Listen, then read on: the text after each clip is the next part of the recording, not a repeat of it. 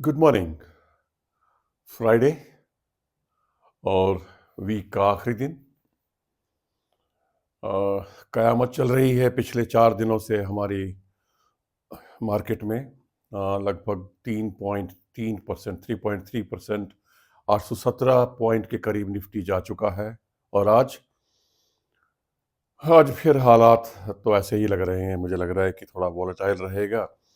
अगर profit booking आई तो negative बंद होगा, और अगर लोगों ने माल अ, देखना शुरू कर दिया अपना, क्योंकि यूएस का ढंग ठीक नहीं है, तो मार्केट हरियाली भी दिखा सकता है, लेकिन चांसेस नहीं है। तो मेरे विचार से थोड़ा सा नेगेटिव साइड में ही रहेगा। अगर चलते चलते थोड़ा बहुत हरियाली आ गई या फ्लैट होगा, वही बंद होने की संभावना लग रही है। लेकिन हो कुछ भी सकता है, कुछ भी हो सकता है। हुआ शुरुआत डाउ से। अमेरिका के इंटरेस्ट रेट कट आए, अच्छी खबर थी। इंतजार कर रहे थे, सब कुछ फैक्टर्ड इन था। जो सोचा था वही हुआ। 0.25 जो लोग कह रहे थे वही करेक्शन हुआ, वही करेक्ट हुआ, वही नीचे हुआ। फिर मार्केट धड़ाधड़ क्यों गिरे? सिर्फ एक छोटी सी स्टेटमेंट जो पावेल साहब ने दी कि अगले साल 4 की बजाय 2 रेट कट होंगे, बस इसी से मार्केट धड़ाम। उनका धड़ाम, फिर हमारा धड़ाम। थोड़ा सा कल संभला है। डाउ लगभग 0.04% के करीब पॉजिटिव बंद हुआ है। नेस्डेक नेगेटिव ही है, लेकिन फ्लैट के करीब ही है। और ऐसा अपना भी मुझे लगता है कि नेगेटिव या फ्लैट के करीब ही मार्केट बंद होगा। और बाकी देखते हैं क्या प्रॉफिट बुकिंग आती है या नहीं, क्या आता है पता नहीं। हालात बताएंगे, क्योंकि जरा सी खबर उड़ती है और 15 मिनट में ही बस रफ्तार बदल जाती है, ऊपर से नीचे, नीचे से ऊपर। उसके बाद यूएस में कुछ आंकड़े जो आए कल, वो फेवरेबल थे। जैसे कि जीडीपी का आंकड़ा 2.8 की एस्टिमेशन थी, 3.3 आया पॉजिटिव। और उसके बाद कंज्यूमर स्पेंडिंग भी 3.7, वो भी पॉजिटिव थी। तो इसीलिए शायद मुझे लगता है कि डाउ थोड़ा सा पॉजिटिव रहा है, पॉजिटिव ही रहा है, फ्लैट है।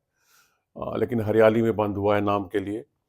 उसके बाद सबसे बड़ी आईटी कंपनी दुनिया की एक्सेंचर, जिसके ऊपर निर्भर करते हैं हिंदुस्तान के नतीजे, उसकी गाइडेंस बहुत बेहतरीन रही। ईपीएस भी लगभग उन्होंने कमेंट्री में बोला है कि 12.43 से लेके 12.79 के करीब रहने की उम्मीद है। तो उसके अपेक्षित परिणाम के फलस्वरूप एडीआर, इंफोसिस का, विप्रो का, वो बढ़ गया है। तो यानी कि आईटी में आज हमारी हलचल रहने वाली है। तो आईटी तो मुझे लगता है कल भी बढ़ी थी, नहीं कल फार्मा बढ़ा था। तो आईटी में मुश्किल मौका मिलेगा आज खरीदने का, क्योंकि हलचल रहेगी हरियाली की तरफ। ज़्यादातर आईटी स्टॉक्स हलचल दिखाएंगे। उसके बाद नाइकी कह लीजिए, क्या कहते हैं, नाइकी के रिजल्ट थोड़े से ठीक नहीं थे, कमेंट्री ठीक नहीं थी। 12% गिरा था, लेकिन कल थोड़ा सा फ्लैट बंद हुआ है, थोड़ी रिकवरी आई है, कहने का मतलब ये है। तो उसके बाद एप्पल 52 वीक्स हाई पे पहुंच गया है। जी हाँ, 52 वीक्स हाई पे पहुंच गया है। और एमजेन 52 वीक्स लो पे पहुंच गया है। पॉजिटिव जो कल बंद हुए हैं यूएस मार्केट में। यूनाइटेड हेल्थ का मैंने पहले भी जिक्र किया था, ये लगातार गिर रहा है। सीनियर एग्जीक्यूटिव की गोली मार के हत्या कर दी गई थी, तब से ये गिर ही रहा है। अदरवाइज कंपनी में कोई खराबी नहीं है। माइक्रोसॉफ्ट पॉजिटिव था। टेस्ला गिर रहा है 2 दिन से, 441, 441 पे बंद हुआ है। तो मुझे थोड़ा सांस है अब, क्योंकि मैं घाटे में चल रहा था टेस्ला के। मेरा खरीदा हुआ था लगभग 300 के आसपास की खरीद थी मेरी, और उसके बाद ये नीचे तक गया था, 146, 48 तक गया था। लेकिन उस वक्त पैसे नहीं थे, तो मौका था, मुझे पता है बढ़ेगा, लेकिन पैसे नहीं थे। चलिए खैर, पॉजिटिव मेरा पोर्टफोलियो अब टेस्ला की वजह से जो घाटे में चल रहा था, वो काफ़ी अच्छा पॉजिटिव आ गया। ओवरऑल सब कुछ ग्रीन और बहुत बढ़िया ग्रीन है। लेकिन मुझे लगता है कि यूएस मार्केट में अभी मौके नहीं हैं खरीदने के। कम से कम 25% की करेक्शन हो किसी कारण से, तो बेहतरीन वैल्यूएशन हो सकते हैं। Otherwise 42,000 is not a good level. या मुझे ऐसा लग रहा है कि मैंने वो नीचे का 28,000 जिस पे मैंने अपनी खरीदारी शुरू की थी, 28-30,000 देखा है, तो शायद मुझे इसलिए लग रहा होगा। चलिए आगे चलते हैं। अब हमारे यहाँ पे क्या रहा, थोड़ा सा फार्मा में खरीदारी रही। डीवीज फिर भी नेगेटिव रहा क्योंकि बढ़ चुका है बहुत ज़्यादा। तो फार्मा में मौके तलाशे जा सकते हैं। जैसे अक्सर बात करता रहता हूँ मैं कि सिप्ला हुआ, नेटको हुआ, एल्केम हुआ, अरविंदो फार्मा भी ठीक लगता है, और उसके बाद सन फार्मा भी, जो भी अच्छे रेट पे मिल जाए वो ठीक हो जाता है, और लंबे टाइम के लिए रखा जाए तो ठीक हो जाता है। उसके बाद मेटल्स में कुछ लाभ दे सकता है हमारा वेदांता। मैंने पहले भी बोला था, क्योंकि मेन अट्रैक्शन जो है डीमर्जर भी है, तो एक्स डिविडेंड हो गया है वैसे तो, लेकिन फिर भी वो 490 के आसपास है और गिरता है। तो वेदांता और जेएसडब्ल्यू स्टील गिर रहा है। मेटल्स में मुझे बहुत बेहतरीन स्टॉक लगता है जेएसडब्ल्यू एनर्जी सेक्टर में, और जेएसडब्ल्यू स्टील मेटल्स में बहुत बेहतरीन। अगर और गिरता है तो इसको देखा जा सकता है। टाटा टेक भी 904-5 के करीब आ गया है। अगर और गिरता है, नीचे आता है, तो ये भी देखा जा सकता है। इसके अलावा जो मुझे अच्छे लगते हैं, जिनके ऊपर मैं नज़र रखने वाला हूँ, वो है कोरोमंडल। कोरोमंडल मुरुगप्पा ग्रुप की कंपनी, आपको पता होगा। ईआईडी पैरी कल बहुत बढ़ा था, परसों भी बढ़ा था। तो वो तो डाइवर्सिफाइड कंपनी है जिसका कई बार हम जिक्र कर चुके हैं, लेकिन भाव बहुत महंगे हो गए हैं, अभी ठीक नहीं है। ईपैक एक अच्छी कंपनी है, नई कंपनी है जिसके ऊपर मेरी नज़र है।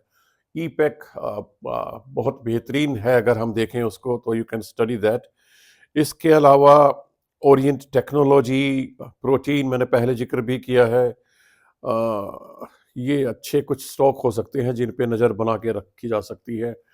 अपोलो टायर, C8 टायर्स में अच्छे हैं। मेटल्स में टाटा मोटर्स टूट रहा है और नीचे आता है, तो अगर आप मीडियम टर्म के हैं या लॉन्ग टर्म पे जाना चाहते हैं, लेकिन ये ध्यान रखिएगा, इसमें एक प्लस पॉइंट तो ये है कि डीमर्जर होना है और आगे थोड़ा सा शायद अच्छा करेगा लॉन्ग टर्म में। लेकिन नेगेटिव थोड़ा सा ये है कि सेल्स घट रही है, दुनिया भर के डिस्काउंट दिए जा रहे हैं, सेल्स नहीं बढ़ रही है, प्लस रिटेल का हिस्सा बहुत ज़्यादा बढ़ गया है। तो जैसे और गिरता जा रहा है तो रिटेल शायद बाहर निकलता जा रहा है। तो आने वाले टाइम में मुझे लगता है मोटर्स में टाटा मोटर्स, महिंद्रा एंड महिंद्रा तो कर ही रहा है, आयशर मोटर टू व्हीलर्स में, और हुंडई हुंडई क्या बोलेंगे आप, देख लीजिए आप। तो हुंडई में अगर 1700 या उससे नीचे मिलता तो ये भी एक बेहतर विकल्प हो सकता है। लेकिन इसमें थोड़ा सा गड़बड़ यही है कि अभी प्रमोटर की जो शेयर होल्डिंग है वो 75% से ऊपर है, तो वो कभी भी ऑफलोड कर सकते हैं विद इन 3 ईयर्स, तो उनको करना ही पड़ेगा। वो एक थोड़ा सा एक खतरे की घंटी है। अदरवाइज ये बहुत बेहतरीन स्टॉक हो सकता है, अगर वो खतरा टल जाए, वो कर दें जो भी उन्होंने करना है, अपना एफपीओ लाएं या जैसे भी करके अगर उसको घटा देते हैं, अब 75% पे ले आते हैं। तो एफआईज की सेलिंग कल भी रही, पता है नहीं थमने का नाम नहीं ले रही है। ओरेकल और जेपी पावर में हलचल काफ़ी रही है। ओरेकल तो जैसा मैं बोलता हूँ फेवरेट शेयर है मेरा। एशियन पेंट, आरती, एयू बैंक, ये भी नीचे रहे। इनमें मौके तलाशे जा सकते हैं। आरती इंडस्ट्रीज लॉन्ग टर्म के लिए बेहतरीन शेयर लगता है मुझे। कहाँ आ गया, अच्छा 410 412 के आसपास आ गया है।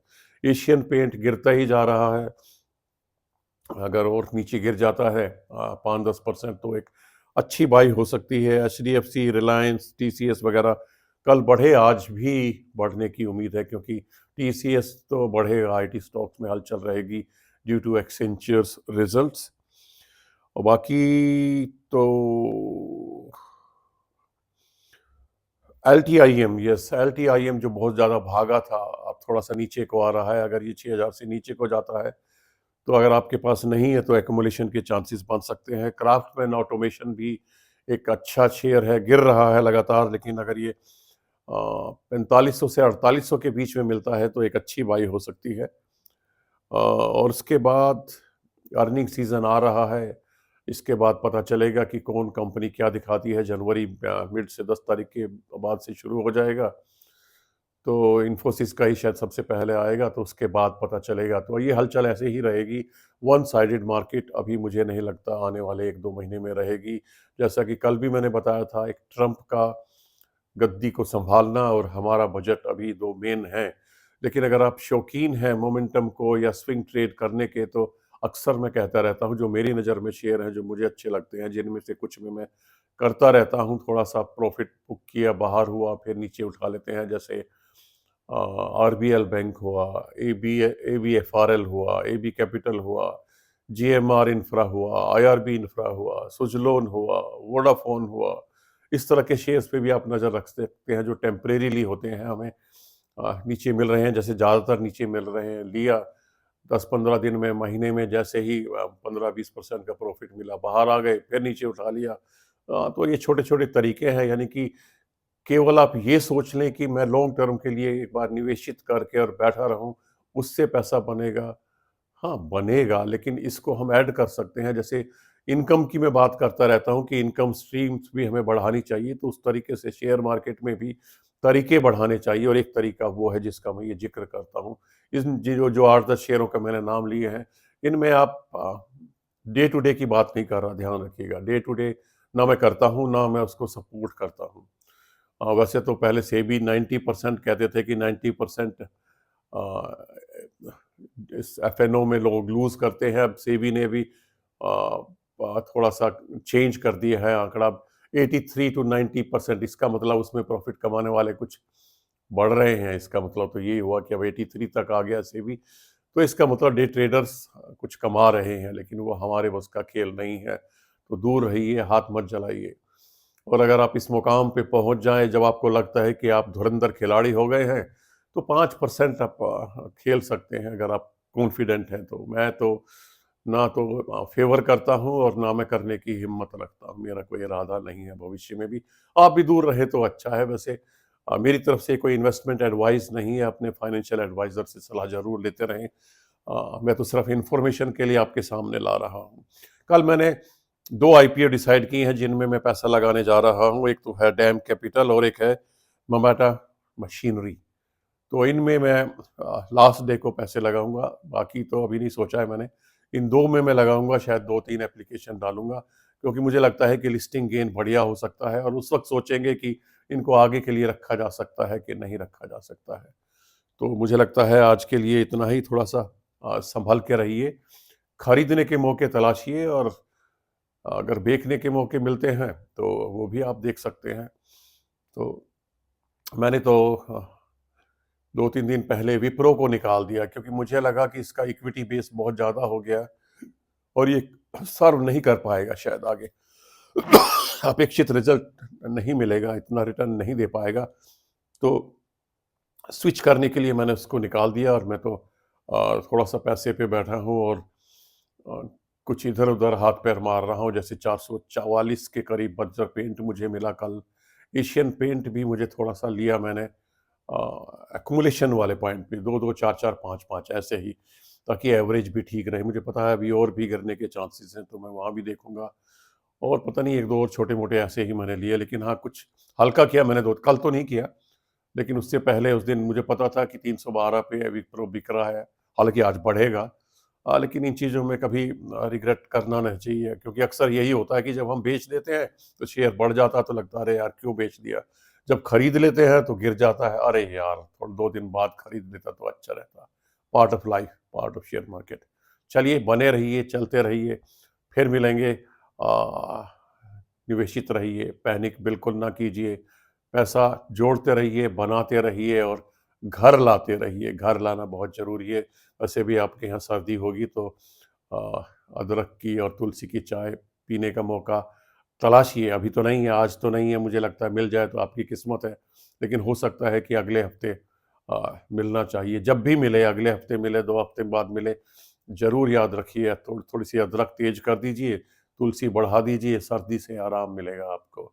नमस्कार।